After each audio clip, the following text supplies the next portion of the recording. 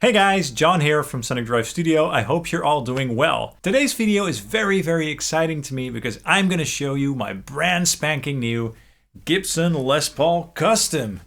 Check it out! What a beautiful guitar. The Les Paul Custom is basically my all-time favorite dream guitar, so I'm so happy and stoked to have one again. But we'll get to that story and all the details very soon. First, let's take a listen to this guitar with some heavy C-sharp riffage through my ENGL Fireball 100 and a York Audio York 212 DV77IR. Here we go.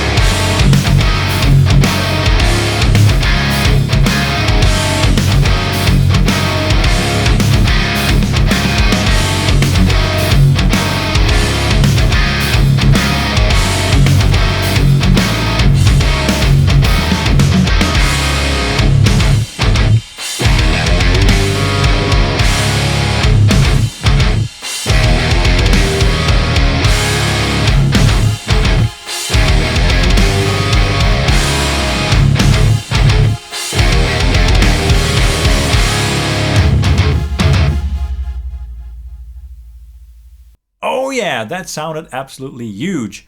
I guess that's one of my favorite things to do with a guitar like this. Just some simple and brutal heavy riffs. This thing just sounds so chunky and thick. I absolutely love the tones. So I hope you enjoyed that too. But why do I love this guitar so much? Well, it probably started when I saw Kirk Hammett from Metallica play a Black Beauty Les Paul Custom just like this one, but with the EMGs in it, of course. And I think that was on the Cunning Stunts live DVD. It just looked so elegant and beautiful to me, but also very suitable for heavy music, obviously. But I think later artists like Bjorn Galat from In Flames and Jimmy Page from Led Zeppelin also really inspired me to start loving this model. And of course also James Hetfield's famous Gibson Iron Cross, which is a modded Gibson Les Paul Custom from the 70s, if I'm correct. That's also a very cool guitar, and that also made me love this model more. There's definitely more artists out there that play this model and that have inspired me, but those are some of the major ones, basically. In 2007 or 2008, I actually got my very first Gibson Les Paul Custom, basically the same model as this one. It did not cost as much, by the way. In fact, it cost just about half of what this one cost. I'll try to include some pics of me playing that old Custom on stage. It was a great guitar. I really enjoyed that guitar. Unfortunately, about 9 years ago or so, I decided to sell it. And to be very honest, I did that to be able to afford my very first Fractal Audio XFX. At that time, it felt like it was the right thing to do. And to be honest, I still use my current Fractal Audio XFX a lot, so it's a very useful piece of gear for my studio. But still, I always regretted selling that guitar. It's my dream guitar after all. As the years went by, the prices of the Les Paul Customs definitely went up, and I got some LTDs with a sort of similar design that are sort of based on the Gibson Les Paul Custom, but none of those guitars, even though they are great, were able to scratch that Gibson Les Paul Custom itch. And then last year, I got my first USA Paul Reed Smith guitar, my SC58, in a trade, and although that guitar was great, I still couldn't help but feel like there was something missing. That PRS just was not the ultimate guitar for me. No matter what, I still wanted a Les Paul Custom, a real Gibson Les Paul Custom. So I decided to try to sell that PRS to put that money towards a new Gibson Les Paul Custom, or a used one, but whatever I could find basically. It took some months, but a couple of weeks ago I finally sold my PRS SC58 to a new owner. I also sold some other pieces of gear, but then I finally was able to buy myself a brand new Gibson Les Paul Custom, and that's the one that I'm holding in my hands right now, of course. This is not a sponsored video at all. I bought this guitar all by myself, brand new from Thomann actually. And trust me, it was not cheap. In fact, it's the most expensive guitar that I've ever bought. Maybe it's even the most expensive piece of music gear that I ever bought. But I just had to, otherwise it would just keep on bugging me for the rest of my life. But it's totally worth it. I don't regret it at all. In fact, I absolutely love this guitar. So this guitar was made in 2021 in the Gibson custom shop in the USA. So it's very new and fresh, and it smells very nice actually. Gotta love that smell. And when I took this thing out of the box for the first time, I was so nervous. My heart was pounding so hard. I was just hoping that this guitar would be good. It's always kind of scary to order a guitar online, although you can always send it back if you're not happy, of course. And I took it out of the box, and it still was a little bit cold from the shipment. The strings that were on it were a little bit dull, and the action was a little bit high. So I put a brand new set of elixirs on here, a set of 10s to be precise. I adjusted the action and basically let the guitar acclimatize to the temperature of the room for a little bit. And then it was much, much better. All that sustain and resonance that I remembered from my old Les Paul Custom was there. The neck felt very smooth and very comfortable and fast to play. Also just like my old model. So after a while of getting used to this guitar, it feels right at home basically. I'm not one to complain about minute details, even with a guitar that's this expensive. The main things for me always are, is the wood good? Is it nice and resonant? Does it have a good weight to it? And does it play well? Are the frets good and stuff like that? Just the overall playability and sound of the pure instrument. And this guitar absolutely ticks all those boxes, luckily. When it comes to appearance, at first glance, this guitar seems to be absolutely perfect. But when I did take a closer look, there were some very, very small, minor cosmetic flaws to be detected on this guitar. I get it, it's a handmade guitar. I don't really care, but I thought I'd mention it anyway, because I know that some of you guys really care about those small details. There are some very small, I guess, tool marks on the ebony board on the 3rd fret. I don't know if this will show up on the camera though. The binding on the neck and the body doesn't seem to be completely flush with the wood, but to be honest, I don't even know if that should be considered a flaw. And here and there, if you look very, very closely, there seem to be some imperfections in the binding here and there. But again, these things are very, very minor, and you'd have to look at it basically with a microscope to detect them. In my opinion, anyway. To me, this guitar is absolutely perfect. It's going to get more marks and dings anyway the more I play it, which I will. Quick note, on YouTube I found a couple of great videos where they tour the Gibson custom shop, and also some videos where they tour the Gibson factory where they make the normal Gibson guitars.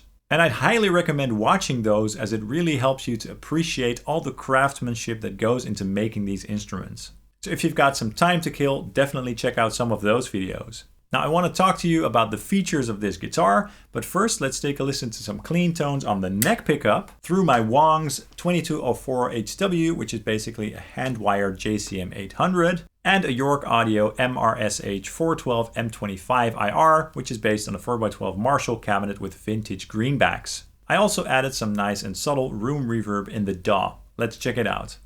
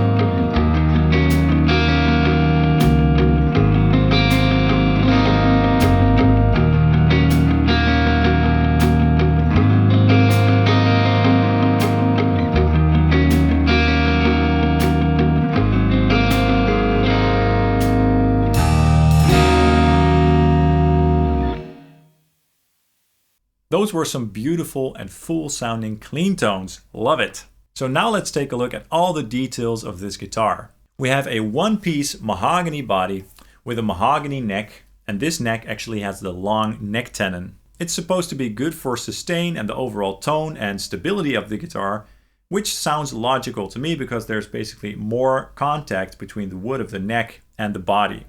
The standard Gibson guitars have the short neck tenon. How much that really matters, I don't know, but it's a detail that may be important for some of you. This guitar has a two-piece maple cap on the top here, and very nice and thick binding all over the body, both sides of course, which I really like. And of course also binding on the neck and on the headstock. We have a very nice and black ebony board, so no rich light. That's a material that Gibson used in the custom shop somewhere in between 2012 and 2019. But since the new management, they basically went back to true ebony boards, which is nice, and I would prefer that over rich light, to be honest. I'm not saying that rich light sounds bad or plays bad or whatever, but I just really like ebony. And this body has the 9-hole weight relief going on with the 9 holes over here, I think. But to be honest, this guitar is far from light. In fact, it's quite heavy, which I love and I will always prefer over very light guitars. It's mainly a tone thing. I believe that the weight of a guitar, if the quality of the wood is good, can definitely contribute to sustain and low end. But that's just my personal opinion based on my personal experiences. This is obviously the black version, the Black Beauty version, which is my preferred version, although the white one also looks cool, and of course the Silver Burst. But the white and Silver Burst models were more expensive, so that's also something to keep in mind. We've got golden hardware with the 2-nomadic bridge and the tailpiece over here, with golden pickups of course, and the golden Grover tuners on the back of the headstock for that really classy and classic look. And then we also have mother of pearl inlays on the fretboard, and the inlays on the headstock and the Gibson logo also look very nice and classy. We've got 22 medium jumbo frets with a 24.75 inch scale, the standard Gibson scale basically. And even though these frets are supposed to be medium jumbo, they feel a little bit smaller to me, especially when you compare them to the frets that are on my LTD guitars, for example. But they still definitely feel good and I don't mind them at all. We have a Corian nut on this guitar and these very cool black speed knobs, which are my favorites. I also really like this metal Gibson custom medallion on the cover of the toggle switch. My old one did not have this feature, but I love how it looks. It looks very classy and sort of expensive. When it comes to electronics, we've got 500K CTS pots, a 3-way pickup selector switch of course, and 2 humbuckers. We've got the 498T in the bridge position and the 490R in the neck position. I really like the sound of these pickups in this guitar. I think they complement this guitar very well, in fact. The sound of the bridge pickup is very beefy yet clear. It's not as barky and bright as something like a classic 57, but I really like that a lot, to be honest, especially for this guitar, because to me it's more suited for modern rock. But it's also a great pickup for low gain and clean tones indeed. Now let's check out some heavy riffs in E flat, sort of standard tuning, 1/2 step down through my brand new amplifier, a very exciting amplifier actually, which is my Victory Super Kraken VX100 over here. Just for some tight, high gain thrash metal riffs. I'm gonna do a full demo and review on this amplifier on the channel very soon, but I just couldn't help it and I really wanted to try this amplifier with this guitar for this video as well. I'm on the Gain 2 channel with the bass focus and preamp focus off, going through a York Audio MES412 OSIR. And I'm going for a very sort of tight and dry percussive high gain tone. Here we go.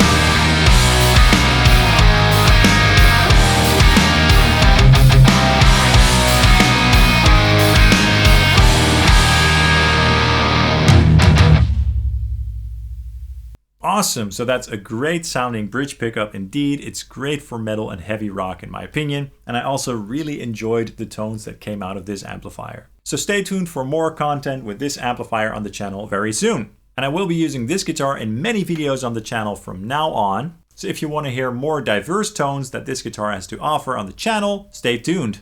And as you heard in that clip earlier, the neck pickup is also great for clean tones. It's a very full and thick, almost sort of dark sounding pickup, but a nice and bright amplifier can really help to sort of counter that. That's why I used this amp, which is basically a JCM 800 clone. Those are very bright amplifiers, especially with low gain. But I think this pickup is also great for those thick and fat lead tones. And this guitar also comes with a case, of course, a very nice hard shell case. It's fine, a nice case, maybe not as classy as the case that my old one came with, but it's fine. And of course, in the case, you'll also get a certificate of authenticity, a QC checklist, a plastic replacement cover for the toggle switch cavity, and keys for the case. Now mine did not come with one of those tools that you can use to adjust your truss rod, but luckily I already had one of those, but I'm not sure if that was intentional or not. I think that this guitar should definitely come with one of those tools.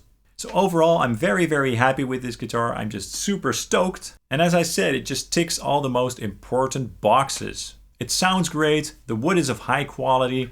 It sounds very resonant and alive with a very deep chunk and a very rich sustain. It plays great and very fast with a low action with a very low amount of fret buzz. So the quality of the frets seems to be very good as well. It just feels great and very smooth in the hand.